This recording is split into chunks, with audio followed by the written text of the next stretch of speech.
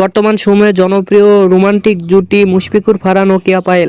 দিন দিন বাংলা নাটকের জনপ্রিয়তা বেড়েই চলছে, সেই ধারাবাহিকতায় আবারও নতুন নাটক নিয়ে হাজির হয়েছেন জনপ্রিয় এই জুটি।